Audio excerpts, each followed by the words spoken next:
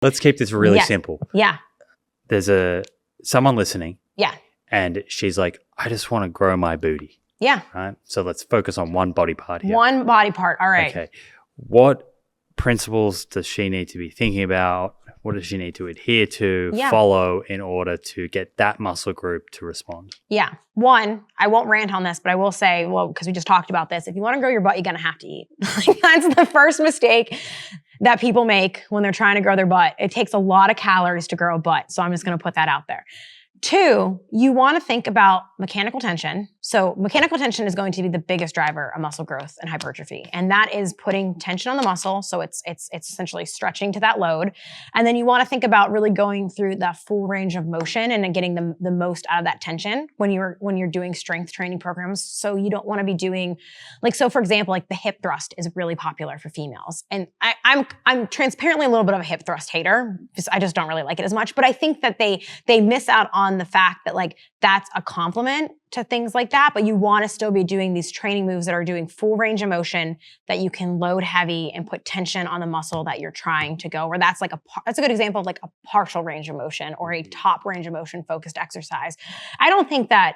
What's the benefit or advantage of going all the way to the end? Or closer to the end of the range? You're getting that full stretch of that muscle. And a lot of it, I'm not like the hypertrophy expert. From what I know from this field though, is though that full range of motion is where you're getting the most benefit and most hypertrophy potential or the greatest results. There's some stuff coming out now about partials and if you should do short range or long range, but for 99% of individuals who aren't in that bodybuilding sphere, it doesn't matter.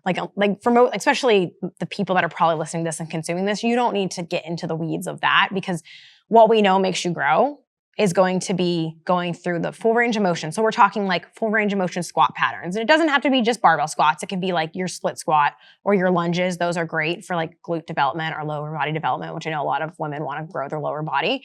Or full range of motion RDLs or, thinking about large muscle group activation, getting the most bang for your buck. And then yes, with things like the glutes, you can refine, maybe you are doing some hip thrust as a complementing, or you're doing maybe some isolation stuff of, the smaller muscle groups. But the things that are going to get you the most bang for the buck are the movements that are going to take you through that full range of motion and that you can load heavy. A heavy step up is going to get you probably way more of a stimulus for growth than your 30-pound banded glute kickback, so to speak. You want to be able to put load and tension on that muscle. And then of course there's a component of volume that we talked about earlier, which the load itself is part of the equation of volume. So volume is going to be your reps and sets by load. And then it's essentially total tonnage or pounds or kilos that you essentially moved in that training session.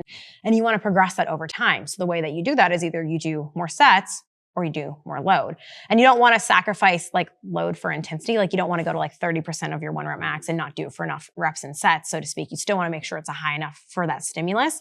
But you can only really increase sets per week to a certain point where those workouts just become way too long. And I think there's a pretty big consensus of you can go up to 20 or 20 plus high volume for hypertrophy sets per week. And there's this big conversation around that right now, but you don't necessarily need 20 sets per week to make something grow, but it's more about the quality of the sets that you're doing. And I think a lot of women fall into the trap of doing a lot of quantity, but not that quality because and this isn't just women.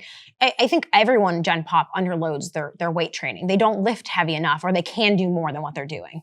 Yeah, you mentioned earlier, I think you said women tend to underestimate how many reps they have in reserve. Yes. I believe also sort of inexperienced novice lifters tend to do that. So the more experienced you get, the better you understand how many reps you have left, probably because you've gone to failure more often. And it's a skill. I think people think that they're going to, and I say this with clients all the time, they're like, RPE is so confusing and so hard. I can't figure it out. And I'm like, you just have to keep trying it and trial and error. And what happens is over time, this is your perfect RPE target and you're going to go like this. But then over time, you're going to get closer and closer to that as you refine that skill. It's a skill just like anything else. And you're not going to be good at it the first time you do it. But the way you get better at that is one, take something that doesn't scare you. I think that if you take a novice and you say, go max out your back squat, don't do that because they don't have the skill to do that because that's a high skill, high confidence type lift, or they might not feel comfortable going through the range of motion, or they might, And it's not to say like, oh, if you load that, you're going to break in half or anything like that. They're not going to be able to take that to their max because they probably just don't have the skill to do that at the time. But if you give someone like a bicep curl and you're like, take that set to failure, I think that's a great way for people to see, one, going to failure doesn't kill you. And two, what that actually feels like. And that absolutely comes with training age. And that's one of my the best things I think to help people anchor what that actually feels like is to take a set of something to failure and see, okay, I've been doing shoulder presses with 40 pounds for like 3 sets of 8 for the last 2 weeks. So what happens if I go to 45 pounds? Or what happens if I do, okay, you're doing 3 sets of 8, but you keep stopping at 8 pounds on that. But what happens if you just take that set to failure? And you see when you tell people to take those sets to failure sometimes that they end up going to like 15 or 20 reps, which means that they can do more load than what they're doing. So what's the cost of that? Like if someone is constantly going into the gym, because you mentioned quality before, so I really want to define what quality is. So if someone's going in, selecting a weight, and in their mind, they've already established I'm doing 8 reps. Mm-hmm. But in reality, they could have got to 15. So that now they've got 7 reps in reserve. Yeah. But they tick that off as a set done for the week. What's the downside of that? So I always like to say to anyone doing any sort of movement, your movement's never usually wasted. That you're not getting no benefit from being in the gym and training, but you're not getting as much bang for your buck out of that set as you could have been doing. So if people struggle with that, something that I like using is ranges instead of set targets of that. So instead of it being you're going to 8, well, you're going to 8 to 10. And either you work up in reps and then, I got to 10 reps, or maybe it's 15. Maybe even it's bigger, 8 to 15. Because we know that what matters more than anything is the load, proximity to failure, and the tension that you're putting on it. So for the most part, hypertrophy isn't like, this amount of reps and sets is exactly perfect. It's a spectrum, and we see it up to 30. But I think for most people, I really like the 6 to 15 so you could range. choose a lighter weight. Yes. But you're doing more reps, but you're still getting to that same point. And you're still getting to that where same you have point. 2 reps left. Yeah. Yes. And so it's more about that proximity to failure than it is necessarily about like the perfect reps and sets of that. So even if you have to have a range. And so don't think about it as like I stop at 8. I stop when I only have 2 left is a better way of thinking of that. But if you don't know what that feels like, don't do this for every single exercise, every single time you go to the gym. But if you can't figure out what you're doing, take something to failure and figure out what that feels like and actually give yourself a gauge of like how much you're underloading yourself. And then if you find, oh my gosh, I can add so much more weight to this, then just wash that set. Like, you have the failure set, but if you go and do a set and you underload yourself and you realize like, I just finished that set and I picked 30 pounds and my RPE was like 4 when I did that, well, just call it a warm up and do another set. Or make a note, if you're short on time, make a note for next week. Hey, start at 45 next week instead of 30. And do the next 2 sets if you're doing 3 of higher quality and call it a day. I think people worry so much of like, well, what if I underload or overload a set? I'm like, I would rather you overload by accident every once in a while and say, I need to pull back on that next set than chronically be below the threshold of what you need to train. And if you're not doing failure stuff every single exercise, every single day, you're gonna be okay. It's not like you're going to like ruin your entire training if you go to failure and not recover on one set. And this is why I like doing it with like accessories as people are gaining like confidence in the heavy compounds if they're doing those. Or machines might feel more comfortable for people to train with because you have more of that locked movement pattern of that.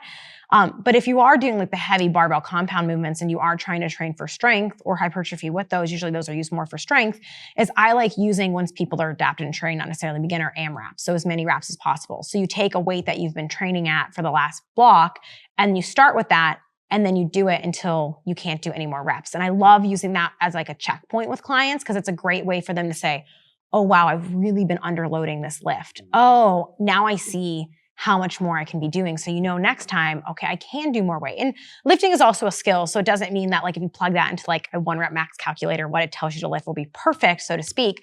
But it gives you a better idea of like, I've been doing this for 8 reps for the past month, but I just did 17 reps at max effort on this. Mm-hmm. Okay, well maybe you're not doing 17 reps for 3 sets for that at that overall effort of 2 reps in reserve, but maybe you could have been doing 13 reps for all of that every single week. Or you could have been adding, 20 pounds to that lift to get to that RPE target. And I think that a lot of women are more scared, in my opinion, of injury and weightlifting associated injury or damage than I think males are in the gym. I think when we think about sex differences, honestly, I think some of that confidence becomes more of the issue of starting, because I think we're not exposed to it at such a young age. We don't feel like we're welcome. We feel like we're being judged. We don't know what we're doing.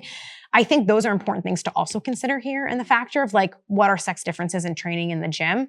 And so I'm really big on like, well, what can we do to get confidence in you and show you that you can do things, or you're safe doing this thing? How do we gradually expose you to those things? So it's not like it's a wasted point of time. Like if you don't walk in on day one and can't go within proximity to failure. With beginners, I'm usually giving them a lot more RPE 6 level effort stuff as they gain comfort and confidence and moving through things. So the gym's already intimidating as it is, but they're learning the movement patterns, they're setting the behavior, they're learning their way around a weight training session, and then we start to bring up intensity once we kind of build that foundation of confidence and trust, especially like, again, that psychosocial component of it, of like trust in our bodies. Like so much of that stuff has told us to ignore your bodies, ignore your signals, like I talked about earlier. And I think a lot of women just haven't built that scale, that sense of self-trust and pride and like confidence within their bodies quite yet in all of their training, or they only know, on the contrary, how to push themselves to absolute failure, but more so in like a cardio. I need to be sweating. I need to be grinding it out. I need to be doing like the hardest circuit training thing ever, rather than, oh, this is a really hard set of weight training and I feel fatigued after the set, but I'm not like on the floor, heavy breathing, sweating. I think that's hard for people too with weight training, because it doesn't feel as like exertional as cardiovascular type stuff can be. And knowing that you can push hard in those sessions and you should still need a pretty solid recovery, but you're not going to feel like this, I just got done with a CrossFit class type feeling after that. It's going to feel different, and valuing that and how that proximity to failure feels there differently, and putting in that effort into like strength output, not just like turning your lifting again into a cardiovascular stimulus.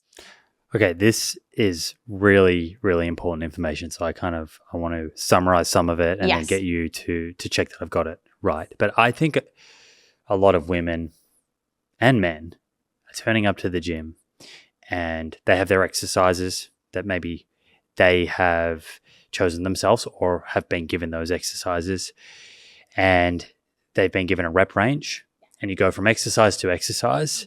And you just tick off the box. Yeah. I'm going to do 10 reps or I'm going to do 12 reps, with less focus on what is more important, from what I'm hearing, is proximity to failure, intensity.